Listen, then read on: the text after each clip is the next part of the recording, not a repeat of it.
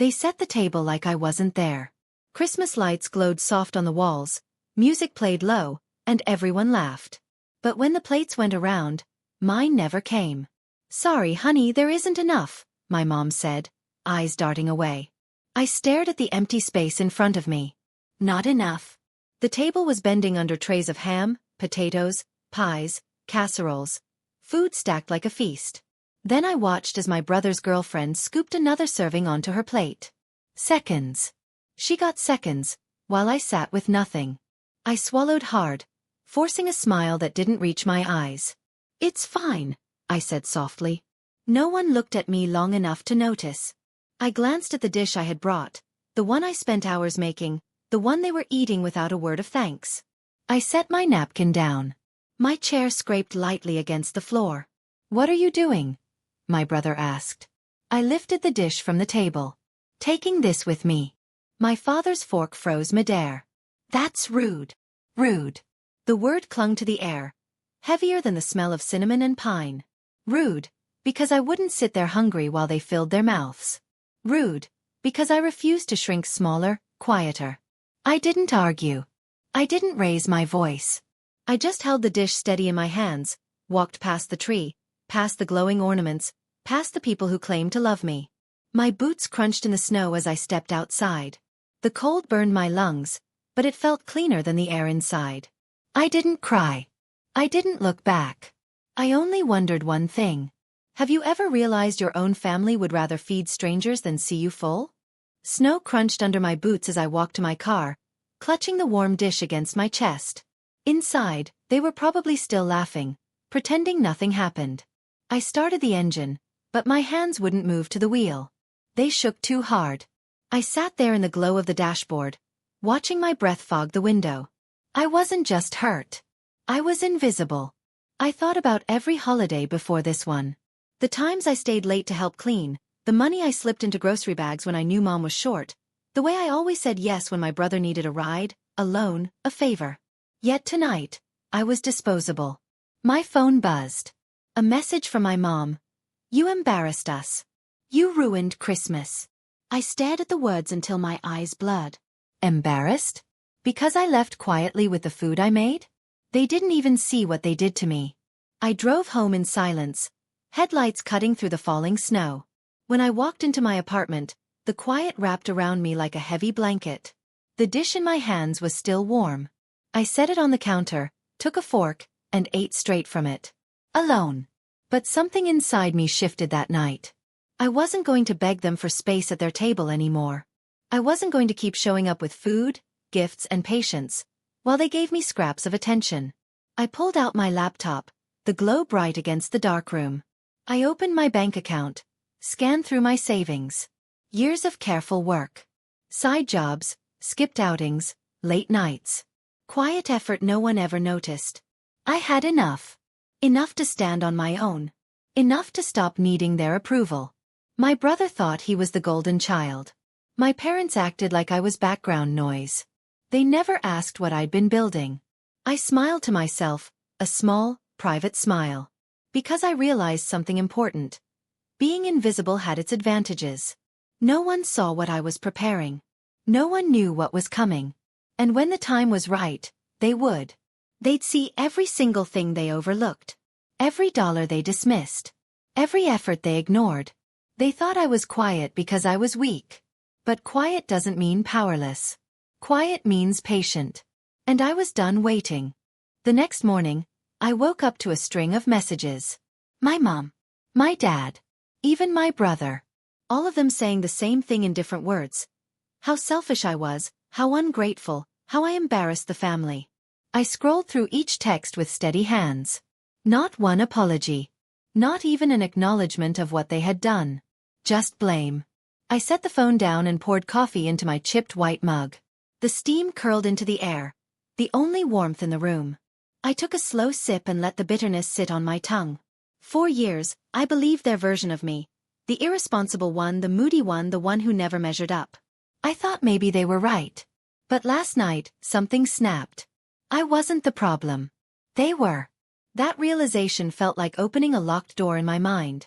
I grabbed a notebook from the drawer, the one I usually saved for budgeting and goals. I flipped to a fresh page and wrote a single line. No more begging for crumbs.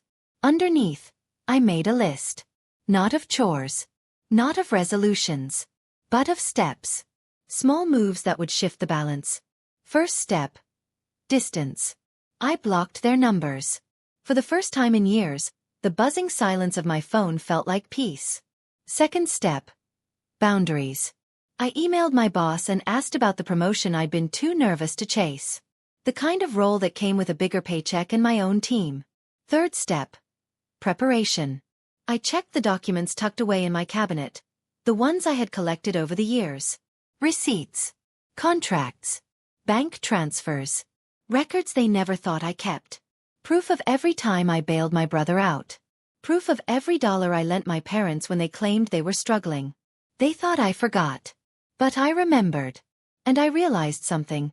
If they wanted to call me ungrateful, fine. But the day was coming when the truth would speak louder than their words. I closed the notebook, feeling calmer than I had in months. The world outside was still gray, snow melting into slush, cars inching down the street. But in my chest, something was burning. Not rage. Not grief. Clarity. And clarity was sharper than anger could ever be. A week passed before I heard their voices again. Not directly, through the grapevine. My aunt called, pretending she just wanted to check in. But her questions told me everything. Are you okay, sweetie? Your mom says you've been distant. Distant. That was the word they chose. Not hurt. Not ignored. Just distant, like I drifted away for no reason. I kept my answer short. I'm fine. Because I was. For the first time I was fine. I worked late nights that week, pouring myself into projects at the office. My manager noticed. She asked me to step in on a client meeting, the kind of chance I never got before. When the deal closed, she smiled. You should apply for that team lead role. Something my family never gave me. Recognition. Validation. Proof that my effort wasn't invisible. I walked out of work with my chest lighter, air filling my lungs like I'd been holding my breath for years. But silence at home still echoed. One night, curiosity got the best of me. I logged on to social media. My brother's fiancée had posted a photo from Christmas dinner. The table gleamed, plates stacked high, glasses raised. Everyone smiling. My chair empty. The caption read, "Family is everything." My finger hovered over the screen. For a second, the old me wanted to comment. To shout. To remind them what they did. But I didn't. Instead, I saved the photo. I dragged it into a folder with everything else. Screenshots of texts. Bank transfers. Notes I had written in that notebook. A quiet collection, building piece by piece. It wasn't about revenge anymore. It was about clarity. About finally seeing the truth in black and white. Another message popped up that night. This time from my brother himself. Hey, can you spot me $500? Just until next week. I'll pay you back. I laughed out loud, the sound startling in the empty apartment. He hadn't paid me back the last 3 times. Or the time before that. I typed 3 words. I can't anymore. He sent a string of angry replies, each one sharper than the last. But I didn't read them. I closed the phone, leaned back on my couch, and felt lighter. Because for once, I wasn't feeding the cycle. I was breaking it. And they didn't even see it happening. By February, the silence between us had hardened. No calls. No visits. Just the occasional guilt-soaked text from my mom that I never answered. At work, everything changed. My manager announced my promotion at the Monday meeting. My name on the screen. My salary bump in the email. I sat there stunned, heat rushing to my face, while my coworkers clapped. For the first time, I wasn't background noise. That night, I treated myself. Steak, a glass of wine, lights dimmed in my apartment. I pulled the check stub from my bag and laid it on the table beside me. Proof I could stand without them. But family has a way of circling back when they need you. 2 weeks later, my dad showed up at my door. No call, no warning. Just a knock that shook the frame. I opened it, and there he was, snow on his shoulders, eyes tired. "Can we talk?" he asked. For a moment, I almost caved. But then I remembered Christmas. The empty plate. The word rude echoing across the table. I stepped aside, let him in. He sat stiffly on the couch, hands clasped. "We've had a rough time," he started. "Your brother's business deal fell through. He's behind on rent. We were hoping." His voice trailed off, but I knew the rest. "Money. Always money." I folded my arms. "You forgot me at Christmas, Dad. Remember?" He winced. "It wasn't like that. We were distracted." Distracted. That's all my worth had ever been to them. Something easy to forget. "I can't keep bailing everyone out," I said, calm but firm. His eyes flashed with irritation. "We're family." I almost laughed. Family when they needed me. But not when I needed them. He left soon after, jaw tight. No thank you, no apology. The next morning, I opened my folder again. I added notes from our conversation. Dates. Words. Expressions. It wasn't just a file anymore. It was a record. A story only I knew the ending to. And as I stared at it, I realized something. They thought they were still holding the power. But the truth? I was the one holding every piece. Spring came, but things between us stayed frozen. I didn't hear from my mom on my birthday. No card, no call. Not even a lazy text. My brother, though, didn't forget. He sent a request through a payment app, $200 for gas. I stared at it, shaking my head. He hadn't changed. None of them had. Instead of replying, I opened the folder on my laptop again. It had grown thick. Screenshots, receipts, contracts. I kept everything neat. Labeled by year. 2019. 2020. 2021. Proof stacked like bricks. One night, I sat in my kitchen with the file open and asked myself, what was I really doing with this? Was I waiting to expose them? Or was I just proving to myself that I hadn't imagined it all? That the neglect, the lies, the taking were real? Maybe both. Because deep down I wanted them to feel it. The same sting I carried every holiday, every family dinner, every time they reminded me that I was less. Work only sharpened that feeling. With the promotion came travel. I visited clients in other states, stayed in hotels with clean sheets and breakfast buffets. I found myself laughing more with coworkers than I ever laughed at home. And each time I returned, my apartment felt warmer than my parents' house ever did. One evening, my aunt called again. This time, her tone was clipped. "Your mother's upset. She says you're acting like you don't have a family." I almost choked on my tea. Like I don't have a family? I pressed the phone tighter to my ear. "Tell her I learned that lesson at Christmas." My aunt went silent, then muttered something about me being stubborn. But I didn't care. After the call, I wrote another note in the file. Even now, no apology. Just blame. The more I added, the clearer it became. This wasn't just a folder. It was my shield. My way of refusing to carry their version of the story. And maybe one day it would be my sword too. Because they thought I left Christmas with nothing. But really, I walked away with everything that mattered. Proof, strength, and the quiet power of patience. And patience, I was learning, always pays. By summer, I barely thought about them. My days were full. Work trips, new friends. Weekends spent hiking instead of babysitting my brother's kids for free. But then the call came. My brother again. His voice tight, almost desperate.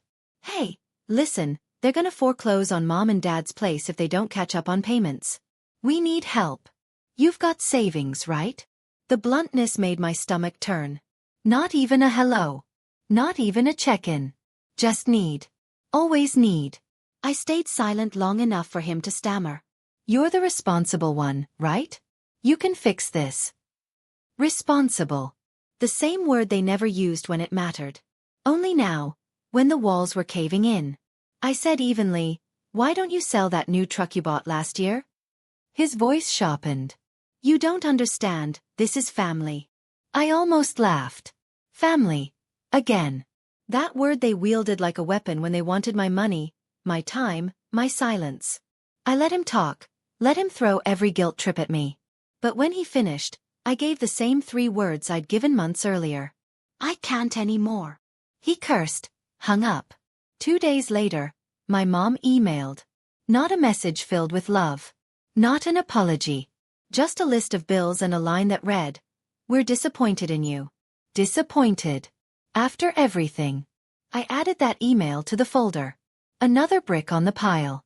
My shield grew heavier, stronger. Then something unexpected happened. At work, during a quarterly review, my boss asked if I'd be open to speaking at a conference. Me, the quiet one, the background one. My face on a stage.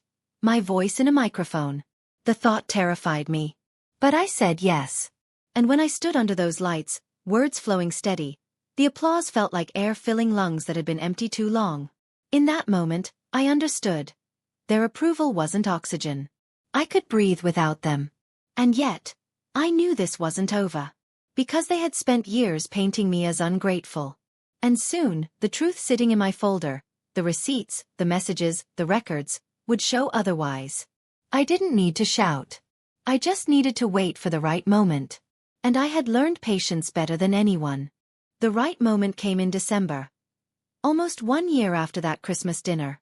I got an email from my mom, subject line, "Family gathering." She wanted me to come. She wrote about starting fresh, about healing. But between her lines, I could still feel it. No apology. No acknowledgement.